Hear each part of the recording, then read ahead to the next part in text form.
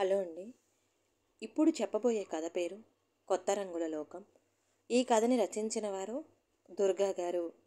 ఇక కథలోకి వెళ్ళిపోతే, అబ్బబ్బా! ఈ ఢిల్లీ స్టేషన్లో దిగినప్పటి నుండి ఒకటే హిందీ గోల. ఇక్కడ నీ కూతురు ఎలా ఉంటుందో ఏంటో. ఇంత దూరం వద్దంటే ఎవరింటారు నా మాట? కోడల్ని దెప్పి పొడిచింది రాజ్యం. అత్తగారి మాటలతో ఇంకా భయం పెరిగిపోయింది లీలావతికి. అమ్మ, ఆకాంక్ష, జాగ్రత్తగా ఉండు. హాస్టల్ నుంచి ఒక్కదానివే బయటికి రాకు. స్టేషన్లో మొదలుపెట్టిన జాగ్రత్తలు కారులోకి ఎక్కి సగం దూరం వచ్చినా అవ్వలేదు. అసలు ఆకాంక్షని ఢిల్లీలో చదివించటం అత్తగారికే కాదు, లీలావతికి కూడా ఇష్టం లేదు. అయినా తప్పింది కాదు. పుట్టినప్పటి నుంచి ఉన్న ఊరు దాటి లేదు ఆకాంక్ష. చిన్న పల్లెటూరు అయినా అడిగినదల్లా కాళ్ళ దగ్గరకొచ్చేలా అపురూపంగా పెంచుకున్నారు.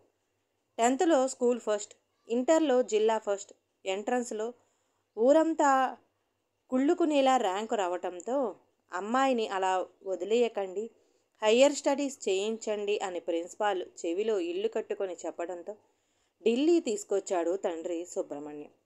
తన ఫ్రెండ్కి తెలిసిన వాళ్ళు ఆ కాలేజీలో ఉన్నారు. మీరు అమ్మాయిని తీసుకురండి, మేం చూసుకుంటామని వాళ్ళు అనడంతో ధైర్యం చేశాడు. కారు కిటికీలో నుంచి చూస్తుంటే అంతా చాలా కొత్తగా కనిపించింది ఆకాంక్షకి. పైనుంచి వెళుతున్న మోటార్ రైళ్లు, వాటికి పోటీగా రోడ్డు మీద పరుగులు పెడుతున్న ఆటోలు, బస్సులు. ఆ ఫ్లైఓవర్ బ్రిడ్జి మీద నుంచి చూస్తుంటే రోడ్లన్నీ ఒకదాని మీద ఒకటి పెనవేసుకున్నట్టు కనిపించాయి. అంత విశాలమైన రోడ్లు, ఎత్తైన బిల్డింగులు. ఆ పల్లెటూరి నుంచి వచ్చిన ఆకాంక్షకి అదంతా కొత్త రంగుల లోకంలా కనిపించింది. గేటు దాటి క్యాంపస్లోకి వెళ్ళటానికి కారులో 15 నిమిషాలు పట్టింది. అంతా పెద్ద కాలేజ్. ఎన్ని బిల్డింగులున్నాయో లెక్కలేదు. అక్కడి వాళ్ళేసుకున్న డ్రెస్సులు, వాళ్ళ స్టైలు చూస్తే అసలు వాళ్ళు మన దేశం వాళ్ళేనా అనిపించింది. ఆడ మగ అనే తేడా లేకుండా ఒకరి మీద ఒకరు అన్నట్టుగా ఉన్నారు. వాళ్ళనే చూస్తూ ఉండిపోయిన ఆకాంక్షని మాటల్లో బిజీ చేసేసింది లీలావతి. ఆకాంక్ష, మనం ఎక్కడికెళ్ళినా మన పద్ధతులే ఫాలో అవ్వాలి. అప్పుడే మనకి గౌరవం. చదువుకున్నది 10థే అయినా లోకజ్ఞానం మెండుగా కలిగిన గృహిణి. అడ్మిషన్ పని పూర్తి కాగానే అదే రోజు తిరుగు ప్రయాణం ఏర్పాటు చేసుకున్నారు. కూతుర్ని వదిలేసి వెళుతుంటే సుబ్రహ్మణ్యానికి లోపలే కన్నీళ్ళొచ్చాయి. అవే కన్నీళ్లు పైకి కనిపించాయి లీలావతికి. అమ్మతో చిన్నప్పటి నుంచి బాగా అటాచ్మెంట్ ఎక్కువ. అందుకే అమ్మని హగ్ చేసుకుని వదలటం లేదు. కానీ బాగా చదువుకోవాలన్నది నాన్న కోరిక. అందుకే తప్పక తిరిగి చూడకుండా హాస్టల్లోకి పరుగు తీసింది. హాస్టల్ రూమ్లో 2 తెలుగమ్మాయిలు ఉన్నారని తెలియగానే ప్రాణం లేచొచ్చింది. ఆకాంక్షని చూడగానే వాళ్ళకి అర్థమైంది పల్లెటూరు బ్యాచ్ అని. వాళ్ళది పల్లెటూరే, కాకపోతే ముందుగా ఢిల్లీ రావడంతో కాస్త స్టైల్గా ఉన్నారంతే. తెలుగు వాళ్ళు కాబట్టి మాటలకి కొదవలేదు, బాగా కలిసిపోయారు. మిగతా 2 నార్త్ ఇండియన్స్ అయినా తెలుగు బాగా అర్థమవుతుంది వాళ్ళకి. మాటల్లో డేట్ మారిన విషయమే తెలియలేదు. వాళ్ళకి క్లాస్ రూమ్లోకి అడుగు పెట్టగానే ఏదో భయం ఆవరించింది. Assignments, records, lab works, internals అని వచ్చిన రోజే భయపెట్టేయటంతో మా ఊరి కాలేజీ చాలా బెటర్ దేవుడా అనుకుంది. ఆ ఉరుకులు పరుగులలో ఒక వారం ఒక రోజులా గడిచిపోయింది. సండే సగటు విద్యార్థి వారం నుంచి ఎదురు చూసే రోజు రానే వచ్చేసింది. ఫ్రెండ్స్ అందరూ ఔటింగ్కి వెళుతూ ఉండటంతో తాను బయలుదేరింది. అదొక మల్టీప్లెక్స్.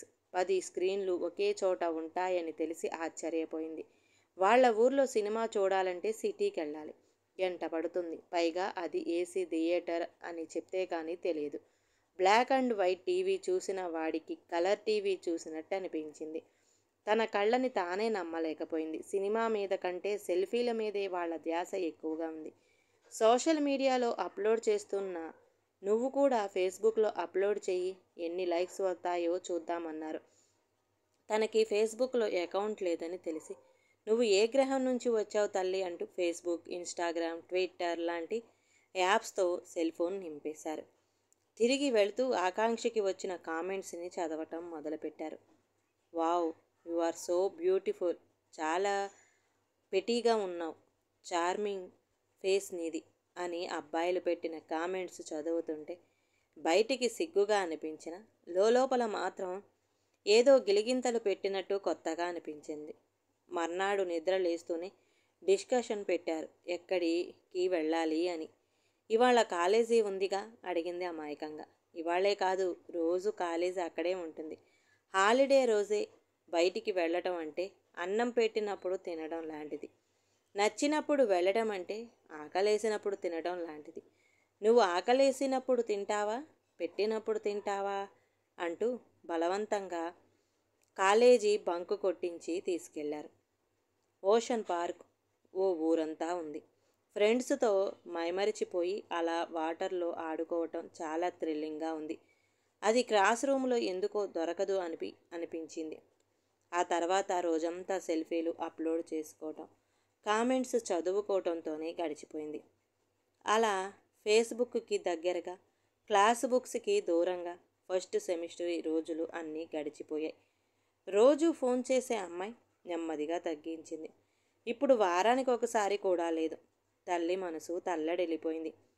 సెల్ ఫోన్ రింగ్ అయితే చాలు ఆశగా పరిగెత్తి చూసేది. అదే విషయం భర్తతో చెప్తే, నీ కూతురేమైనా చిన్న కాలేజీలో చదువుతుందా? అంత పెద్ద కాలేజీలో నీకు ఫోన్ చేసే తీరిక ఉండదు అంటూ ఉంటాడు. ఒకరోజు డాబా మీద బట్టలు ఆరేస్తూ ఉంటే పక్కింటి వాళ్ళ అమ్మాయి, ఆంటీ, ఆకాంక్ష చాలా స్టైల్గా తయారైంది, ఢిల్లీ వెళ్ళాక చాలా మారింది అంటూ ఫేస్బుక్లో అప్లోడ్ చేసిన ఫోటోలన్నీ చూపించింది. ఆ రోజు కాలేజీలో చూసిన పిల్లలు ఎలా ఉన్నారో సరిగ్గా అలాగే తయారైంది ఆకాంక్ష కూడా. సరిగ్గా అదే రోజు ఫస్ట్ సెమిస్టర్లో చాలా సబ్జెక్ట్స్ బ్యాక్లాగ్ ఉండిపోయాయని సుబ్రహ్మణ్యం ఫ్రెండ్ ద్వారా తెలియటంతో అన్నం కూడా సహించలేదు ఇద్దరికి. పైగా ఫోన్ చేసి అడిగితే, అమ్మా, ఇదేమైనా మన ఊళ్ళో స్కూల్ అనుకున్నావా? ఒక్కొక్క సబ్జెక్టు ఎంత కష్టమో నీకు తేం తెలుసు? ఎలా చదవాలో నువ్వేం చెప్పక్కర్లేదు, నాకు తెలుసు. ఈ ఆకాంక్ష ఎవరో కొత్త అమ్మాయిలా అనిపించింది. తెలివైన ఓ గృహిణి, బాధ్యత గల ఓ తల్లిలా ఆలోచించి ఒక విషయం చెప్పింది. పల్లెటూరు నుంచి సిటీకి వెళ్ళిన నీకు అంతా కొత్తగా రంగురంగులుగా కనిపిస్తుంది. తప్పు నీది కాదు. ఇప్పుడు కాకపోతే ఇంకెప్పుడు ఎంజాయ్ చేస్తావు అనిపించే వయసు నీది, నీ ఇష్టం. కానీ నాకొక ప్రామిస్ చెయ్యి, ఎక్కడికి వెళ్ళినా సెల్ఫీలు ఫోటోలు మాత్రం తీసుకోకూడదు. అలా ఉంటానని మాట ఇవ్వమంది. అదంతా విని చాదస్తం అనుకుంటూనే, సర్లే, నీ నస తప్పితే చాలు నాకు ప్రామిస్ చేసింది. క్లాస్ బంక్ కొట్టి ఆగ్రా టూర్ ప్లాన్ చేశారు. అందమైన తాజ్మహల్ని చూస్తూ తమని తాము మరచిపోయారు. సెల్ఫీలు తీసుకోబోయి ప్రామిస్ గుర్తొచ్చి ఆగిపోయింది. మిగతా అందరూ సెల్ఫీల్లో బిజీ అయిపోయారు. రాత్రంతా ఫోటోలు, వాటి కామెంట్స్తో ఒకే బెడ్ మీద అందరూ కాలక్షేపం చేస్తూ ఉంటే తానొక బెడ్ మీద ఒంటరిగా ఉండిపోయింది. సడన్గా బోర్ కొట్టేసింది. వాళ్ళ నవ్వులు వింటూ ఉంటే మరీ విసుగ్గా అనిపించి మైండ్ డైవర్షన్ కోసం పక్కనున్న బుక్ ఓపెన్ చేసి కొంచెం సేపు చదివి పడుకుంది. ఆ తర్వాత రోజు క్లాసులో ప్రొఫెసర్ పగపట్టినట్టు వాళ్ళ బ్యాచ్ అందరినీ లేపి ప్రశ్నలు అడగటం మొదలుపెట్టాడు. ఆగ్రాలో వాళ్ళు చేసిన అల్లరంతా చూసి ఆ మాత్రం డోస్ ఇవ్వాలనుకున్నాడు. అందరూ తెల్లమొహం వేసుకొని క్లాసులో నిలబడిపోయారు. రాక క్లాసుకి వస్తే ఈ గొడవేంట్రా బాబు అనుకుంటూ. రాత్రి అనుకోకుండా చదివిన టాపిక్లో నుంచే అడగటంతో ఆకాంక్ష బతికిపోయింది. ఆ ప్రశ్నకు ఆకాంక్ష సమాధానం చెప్పగలిగిందని ప్రొఫెసర్ కూడా అనుకోలేదు. ఎక్సలెంట్, ఈ అమ్మాయిని చూసి నేర్చుకోండి. తను మీతో పాటే ఉంటుంది, అల్లరి చేస్తుంది, కానీ చదువుతుంది అనడంతో అందరి మొహాలు చిన్నబోయాయి. సడన్గా క్లాసులో సెలబ్రిటీ అయిపోయింది. క్లాస్ అయిపోయాక అందరూ కలిసి హాస్టల్కి వెళ్ళేవాళ్ళు. కానీ ఆ రోజు ఆకాంక్షని వదిలేసి వెళ్ళిపోయారు. ఒంటరిగా వెళుతున్న ఆకాంక్ష దగ్గరికి పరిగెత్తుకు వచ్చి రొప్పుతూ, ఆకాంక్ష, నాకు ఫస్ట్ చాప్టర్లో చాలా డౌట్స్ ఉన్నాయి, నీ ఫ్రీ టైంలో వస్తాను, ఎక్స్ప్లెయిన్ చేయవా ప్లీజ్ అడిగింది కావ్య.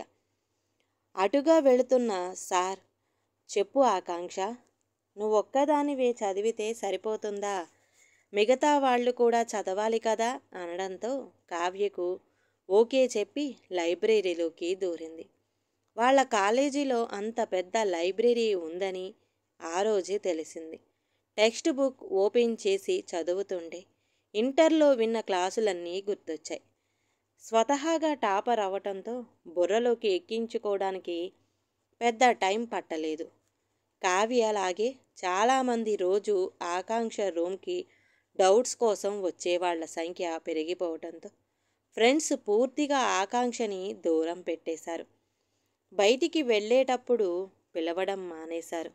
ఎప్పుడూ పుస్తకాలతో గడపటంతో ఇంటర్నల్స్లో క్లాస్ టాప్ వచ్చేసింది. ఆ విషయం తానే నమ్మలేకపోయింది. ఒకరోజు ఉన్నట్టుండి ప్రిన్సిపాల్ నుంచి పిలుపు. భయంగా వెళ్ళింది. నీ గురించి మన ఫ్యాకల్టీ చాలా చెప్పారు.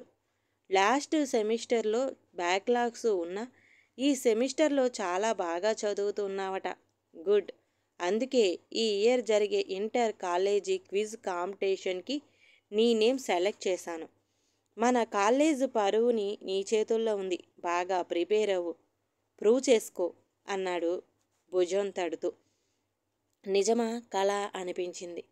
ఇంతమంది ఉన్న కాలేజీలో తన పేరు సెలెక్ట్ చేయటం చాలా ప్రౌడ్గా అనిపించింది. ప్రిన్సిపాల్ రూమ్లో ఉన్న ట్రోఫీ గ్యాలరీలో తన ట్రోఫీ కూడా ఉండాలని నిర్ణయించుకుంది. ఆ రోజు నుంచి లైబ్రరీలో ఎన్ని గంటలు గడిపిందో, ఎన్నెన్ని పుస్తకాలు తిరిగేసిందో లెక్కలేదు. 30 ఏళ్ల సర్వీస్లో అలా చదివిన వాళ్ళని ఎప్పుడూ చూడలేదు లైబ్రేరియన్. క్విజ్ మొదలైంది. ఒక్కొక్క రౌండ్ అయ్యేసరికి ఒక్కొక్కరిని ఎలిమినేట్ చేసుకుంటూ ఫైనల్ వరకు వెళ్ళిపోయింది. లాస్ట్ రౌండ్ మెథాలజీ, పురాణాల గురించి. చిన్నప్పుడు అమ్మ చెప్పిన పురాణ కథల ముందు అవి పెద్ద ప్రశ్నలా అనిపించలేదు. ఒక్కొక్క ప్రశ్నకి చిన్నప్పుడు అమ్మ దగ్గర గడిపిన ఒక్కొక్క జ్ఞాపకం సమాధానంగా నిలిచిపోయింది. ఫైనల్ విన్నర్ ఆకాంక్ష అని అనౌన్స్ చేయగానే చప్పట్లతో హాలంతా మోగిపోయింది. మిగతా అందరూ ఆకాంక్ష రూమ్మేట్స్ని ప్రత్యేకంగా చూస్తుంటే ఆ ట్రోఫీ వాళ్ళకే వచ్చినంత గొప్పగా అనిపించింది. అప్పుడు అర్థమైంది వాళ్ళకి ఆకాంక్ష అంటే ఏంటో. చాలా పెద్ద తప్పు చేశామంటూ ఒకరిని ఒకరు చూసుకున్నారు. ట్రోఫీతో కిందకి దిగిన ఆకాంక్షని గట్టిగా హత్తుకున్నారు ఫ్రెండ్స్. ట్రోఫీ అందుకుంటున్న ఫోటో ఫేస్బుక్లో అప్పుడే ఎవరో అప్లోడ్ చేశారని ఫ్రెండ్స్ చెప్పడంతో ఎవరా అని కళ్ళు ఆశగా వెతికాయి. లీలావతి అని కనపడగానే అమ్మ గుర్తొచ్చి ఏడుపు వచ్చేసింది.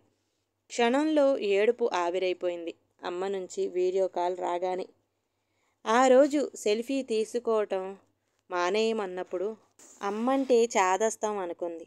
కానీ అమ్మంటే గెలిపించే నేస్తామని ఆ క్షణం అర్థమైంది. పిల్లలకి ఏం చెప్పాలో గురువులకి తెలిస్తే ఎలా చెప్పాలో అమ్మకి తెలుస్తుంది. అయినా నేచర్ని మించిన టీచర్, అమ్మని మించిన మెంటర్ ఎవరుంటారు జీవితంలో? ఈ కథ కనుక నచ్చితే ప్లీజ్ అండి లైక్ చేయండి. అలాగే ఛానల్ని సబ్స్క్రైబ్ చేసుకోవటం మాత్రం మర్చిపోమాకండి. మీ విలువైన అభిప్రాయాన్ని కామెంట్ బాక్స్లో కామెంట్ చేయండి. అందరికీ ధన్యవాదాలండి.